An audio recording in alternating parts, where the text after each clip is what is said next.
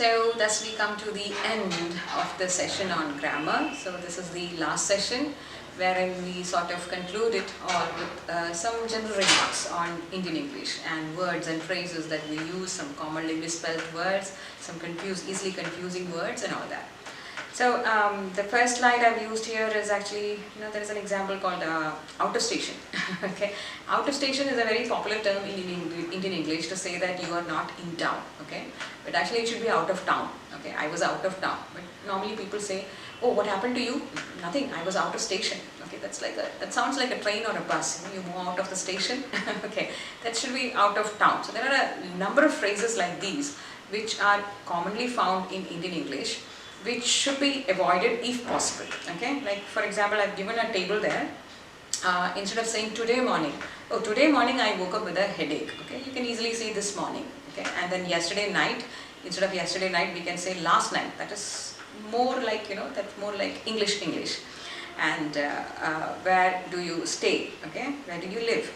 Stay actually refers to a brief sort of stay, and live is exactly where you live. So that's a longer sort of stay. So we tend to mix up that a bit. Okay, and I don't take meat, I don't take milk, I don't eat. Okay, I don't eat meat or drink. Then this is a huge hit. This is one of my favorites among Indian English expressions. What is your good name? That is actually a translation from, I guess, North Indian languages. Aapka shubh naam kya hai? So that is very polite actually. In Indian language it is very polite, but in English people might tend to react that I only have one name and that is pretty good enough. I don't have a bad name. So there is no such expression as what is your good name. You can ask what is your full name or what is your official name or what is your name. Simply ask that. Okay. Then pass out. Oh yes, that takes the icing, so to say. That I passed out in 1984. Pass out, instead of saying that graduated. Okay. Passed out actually means that you lose consciousness. You fell down, you passed out in front of the gathering, okay? You were dancing and then suddenly you passed out. You become unconscious, you don't know what is happening, that is pass out. And it's actually graduate. Somehow or other, a lot of people, learned people tend to use this. They even say I'm a 1984 pass out. Oh God, really? Okay, it's, I graduated in this year. That is actually the correct form or the more appropriate. There is no correct and wrong now. We don't say that it is correct and this is wrong, but still a more appropriate form would be I graduated in 1984. And then we also have a habit of saying, yeah, did you like it? Cent%. Why can't you say 100%? We tend to take 100 as cent, okay? Percent, cent. Per cent is per 100, and we tend to take that cent out of it and then we say cent%, it was nice, but that is sort of reduplication, so you can always say 100%, why not? Okay, now these are actually hugely influenced by Hindi. Okay, normally majority of what we find here is actually influenced by Hindi, because in Hindi we have, Indian languages generally have a tendency like, this duplication, for example, long hair, lamba, lambi baal. So we have a tendency to repeat for emphasis. That is what is carried over to Indian English. Then the next slide, I've brought in a couple of examples of syntax, where we tend to use things that can be avoided and we tend to omit or avoid things that are needed. So the articles, that's a problem in here for us. We don't really know when to use a or the, and sometimes we keep on using the. We just throw the around. Okay, we just pep it up with the. The doctor told the patient to come to the surgery. So we tend to keep on using the. We pep it up. We sort of fill it up with the, and also, and like I've been saying, and. So that is also a habit that should be avoided. We should, kind of resort to using connectors. There are words called connectors afterwards, first of all, secondly. So those kinds of connectors should be used instead of keeping on saying and throughout. Then the use of only and itself. Oh, I was in India only. Okay, I was in the US only. Okay, there's no need for an only there. That again is a huge influence of Indian languages. Okay, and I was in India or I was in Italy, and can we meet tomorrow itself? What is wrong with saying can we meet tomorrow? But that again, heavy influence of Indian language. We are not saying that it is wrong, but it is more appropriate if we avoid these Indian influenced or Indian language influenced terms. That is all. There's nothing wrong in saying that can we meet tomorrow itself, but it's more appropriate if you say can we meet tomorrow. That is enough. Okay. And then the reduplication, like we have already said, I had already mentioned in the first session. Come, sit. Eat. Okay, that's because we're being polite and we want to show how much we love, how much we care for the other person. That's out of our politeness that we tend to repeat ourselves. Okay, then when we are giving choices, okay, we don't really conclude by giving an and there at the end. Okay, like he is a good student, he knows 2-3 languages. That's typical Malayali expression, rendu moonu, do teen, okay, 2-3 भाषाएं जानते हैं. So that's a typical translation of the Indian thing. Okay, so that's why we say, he knows 2-3 languages, he knows 2 or 3 languages, or he knows 3 languages, maybe 3 or more languages. That's how we can say it in a better way. And then 100, 200, 300. Okay, how much do you want? Maybe 100, 200, 300. Okay, कितना चाहोगे? 1000, 2000, 3000, what does it matter? That kind of a thing. So you can say 1 or 2 hundreds. Okay, so that is a better way of. We are never saying that these are wrong, these are not appropriate, but we are only saying that the other way could be more appropriate. That is all. There is no right and wrong in language now. So then the progressive, that is so typical of Indian English. I am loving this. Remember the byline, the tagline of that popular brand, I am loving this. That is very typical Indian thing. So I am doing this. She is having many saris. She has many saris is enough there. But then in Hindi, if you remember in Hindi and even sometimes in Malayalam also, we tend to use the progressive tense. So that is why he is having, she is having, मैं तुमसे प्यार करती हूँ. That is why I am loving you. That comes from the Hindi influence. So these are some of the syntactical problems, so to say. Now next, actually when you're talking about the influence, especially about the L1 influence on another language, especially on English, it's actually on 4 realms that it happens. Primarily it influences the phonetics, the pronunciation part. We tend to substitute sounds, or we tend to use different sounds than what is required. Whatever we have, we tend to substitute it. Then it happens in grammar. Okay, then it happens in syntax, in sentence construction, and a lot of it happens on vocabulary. So next is actually morphology, wherein a number of words, okay, very typical Indian style words are formulated. Now the best one is of course compound formation. This is my cousin brother, this is my cousin sister, and an Englishman would never understand it because cousin is actually neuter. It doesn't have a gender for them. Male or female, it's just cousin for them. But then we will say, no, this is my cousin brother, this is my cousin sister. Then again we have our own way of saying things. We tend to pluralize things that do not actually require a plural form. Like for example, furnitures. Furniture actually means more than one item. So English people don't have a plural for furniture. They never say furnitures, but we say furnitures. Okay? And litters or luggages. Okay? Luggage means more than one item. But then we have to emphasize it, and we tend to form it in, we tend to use it in plural form, luggages, okay, baggages, okay, and then where we do need a plural, we sometimes tend to omit it, like one of my friends. We will say it as one of my friend, because it is only one, right? No, one among the group, so we have to use that word, that noun in plural. So one of my relatives, one of my teachers, one of my students, and then the verb has to be in singular, because we're talking about one person. And then we have a very naughty habit of shortening up words. All the lengthy words are sort of shortened. We tend to do that. Principal becomes Princey, and teacher becomes TR, doctor becomes DR. So just like that, we tend to shorten, we tend to abbreviate words in a very informal way. And we very often say, oh, he's a lot of enthu. He has a lot of enthu. Why can't we say it as enthusiasm? Okay, so in informal context, definitely yes, but we have a tendency to do that. And oh, she knows fundas. Fundas for fundamentals, okay. And I think the crown for me, the biggest experience for me was when one of my PG students told me that, oh, the lingu is very difficult. And I was like, what is a lingu? Oh, the linguistics. The linguistics paper is very difficult. So we have a tendency to do that. And we have a tendency to add affixes of our own. Okay, we put English affix into our Indian words, like rotis.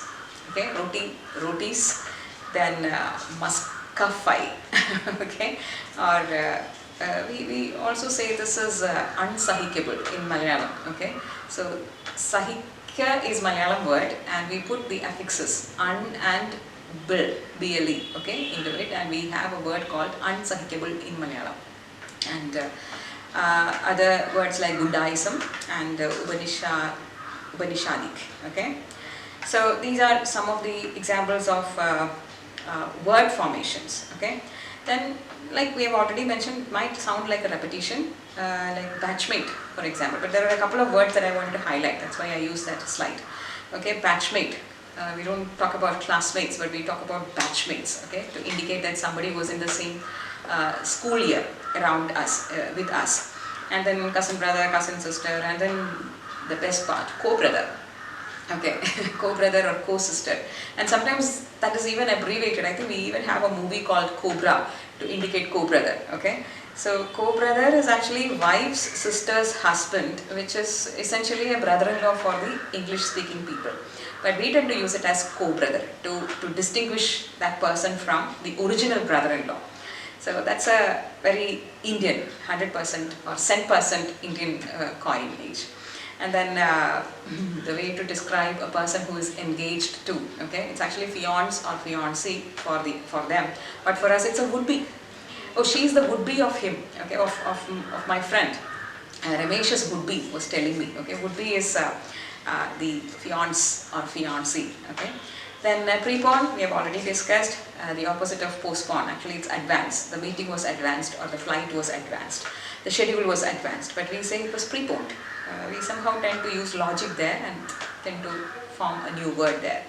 And then upgradation for just upgrade. Okay, the system needs upgrading, but we'll say the system needs upgradation. Why not?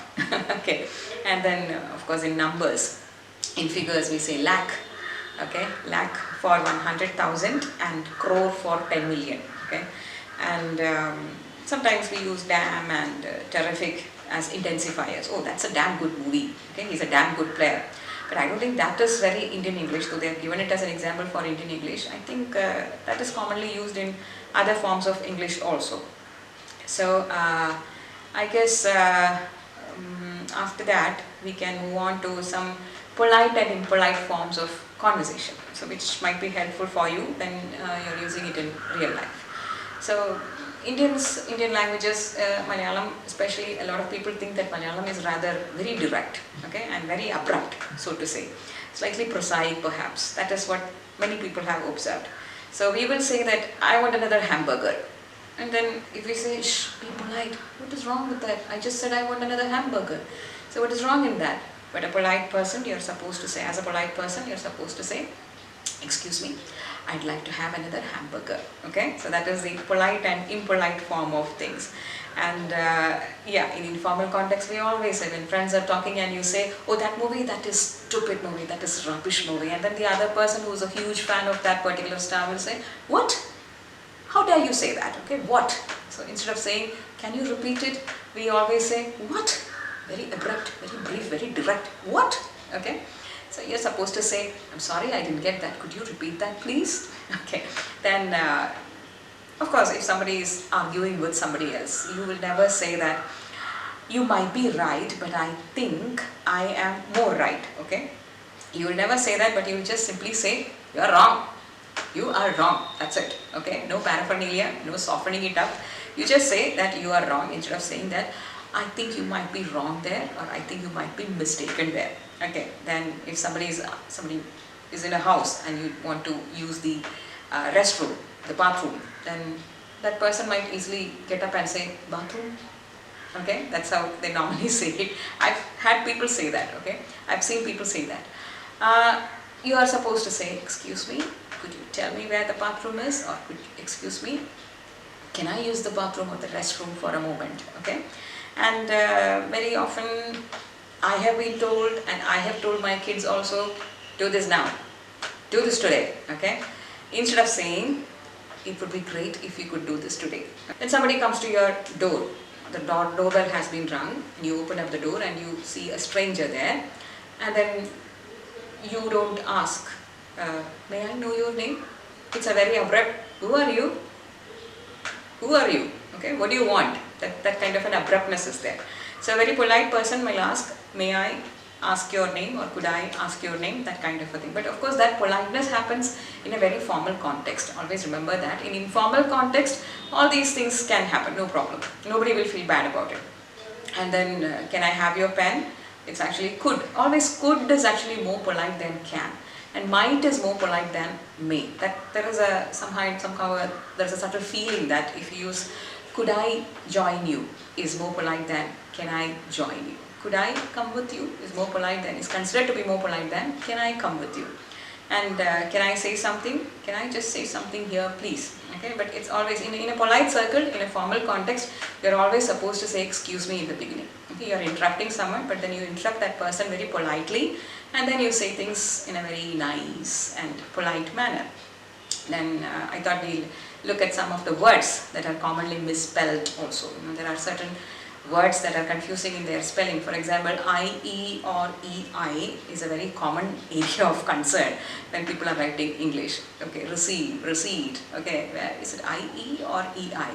So again, tomorrow, how many M's, how many R? Okay, this is again confusing. I've shown it in the slides, so I guess you can refer those words, those spellings. Beginning also same thing. Okay, how many G's, how many N? It's a lot of confusion there. And many people write Wednesday, okay, because we say it as Wednesday. They don't put the extra D there, Wednesday. They write it as Wednesday, okay. And yeah, 12th, of course, 12th. Is there an F? Is there a V? What is there? 12th, okay. There is an F, but very often sometimes people write it with a V, okay, 12th. And sometimes they miss it out altogether. There is no V, there is no F, okay, there is just 12th. Okay, but it's actually 12. There is an F there. And truly, true is T-R-U-E. So when you put L-Y, is there an E or is there not an E? Well, there is no E. Okay, it's T-R-U-L-Y. So there are words like this. Again, foreign, leisure, these are all confusing areas. Is it E-I or I-E? So usually when it is C, received, receipt, it's IE, and if it is not C, then it is EI.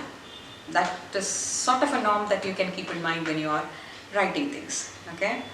Then one last point before we conclude, maybe some words that are confusing.